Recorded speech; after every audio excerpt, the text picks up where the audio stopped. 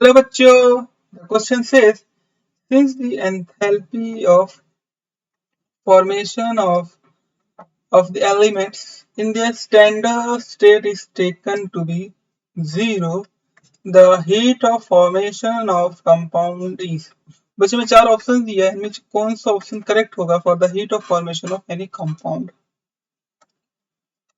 तो बच्चों इस क्वेश्चन को सॉल्व करने का जो की कंसेप्ट होगा बच्चों एंथैल्पी ऑफ फॉर्मेशन। तो एंथैल्पी ऑफ फॉर्मेशन क्या होता है बच्चों? एंथैल्पी ऑफ फॉर्मेशन ये कहता है बच्चों enthalpy change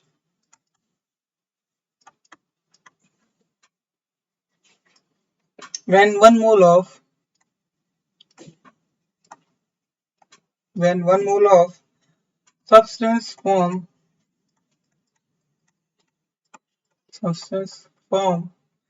from its constituent element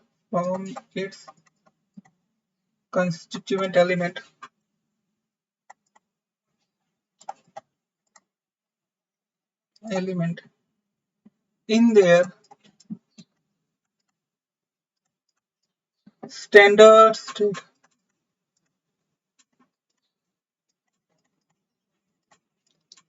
तो स्टैंडर्ड स्टेट में बच्चों जो भी एलिमेंट कॉन्स्टिट्यूएंट एलिमेंट यूज होते हैं किसी चीज को फॉर्म कराने, वो भी one mole of substance form कराने के लिए, उसमें जो भी एंथैल्पी चेंज होती है उस एंथैल्पी चेंज को हम क्या कहते हैं? एंथैल्पी ऑफ फॉर्मेशन कहते हैं। पहले से स्टैंडर्ड स्टेट का मतलब क्या हुआ? स्टैंडर्ड स्टेट का मतलब स्टैंडर्ड स्टेट एलिमेंट है, सॉरी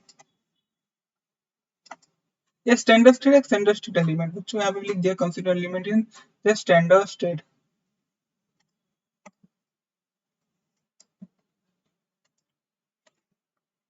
अब समझते बच्चों स्टैंडर्ड स्टेट एलिमेंट क्या होते हैं।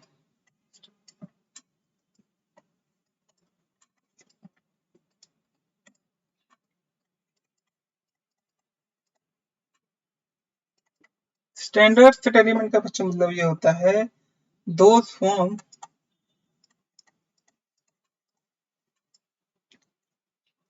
form of element which exist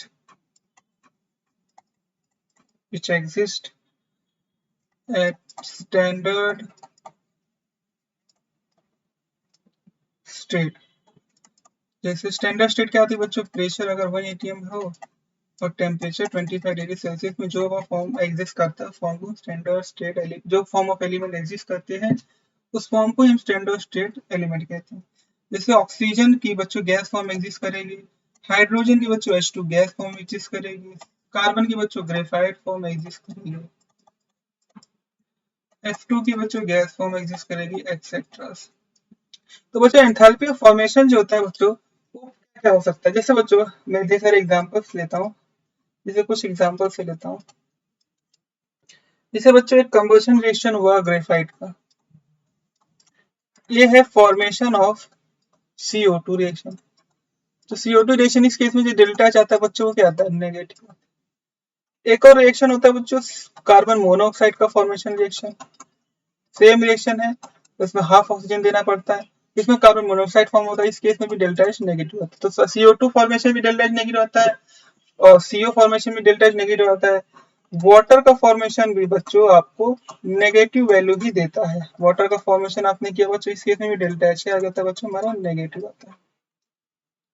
ये भी गैस है, ये भी गैस है, ये भी गैस है बच्चों, ये सब मैंने बताया था। इस स्टैंडर्ड स्टेट में आपको लिखना पड़ेगा गैस गैस गैस गैस। ये क्या सॉलिड में होता है, ये भी सॉलिड में होता है। तो इन तीनों केस में हमारा डेल्टा एच नेगेटिव। तो क्या डेल्टा एच नेगेटिव भी आता है हमेशा? Heat of formation of anything is negative? ऐसा नहीं बच्चों।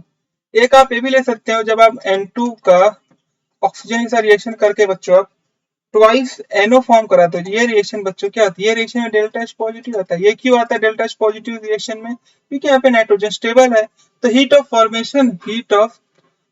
फॉर्मेशन ऑफ NO जो होता है वो पॉजिटिव आता है। सिमिलरली रिएक्शन बच्चों इसी रिएक्शन में ये भी गैस है, ये भी गैस है, ये भी गैस है। अगर बच्चों N2 plus O2 gas gas N2O gas बना रही है बच्चों। ये भी रिएक्शन में डेल्टा एच आता है बच्चों, पॉजिटिव आता है। तो मैं ये कह सकता हूँ हीट ऑफ फॉर्मेशन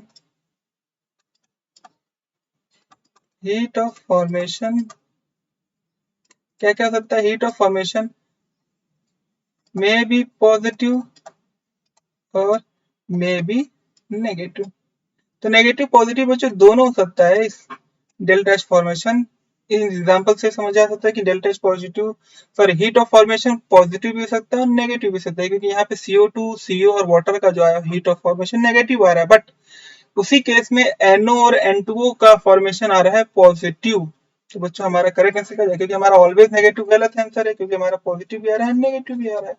ये भी गलत है, ये भी गलत है, और जीरो तो नहीं है कि भाई कुछ ना कुछ तो रिएक्शन में हीट तो इन्वॉल्व होगी।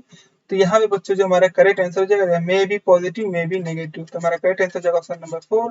I hope you understood very well. Thank you and best of luck.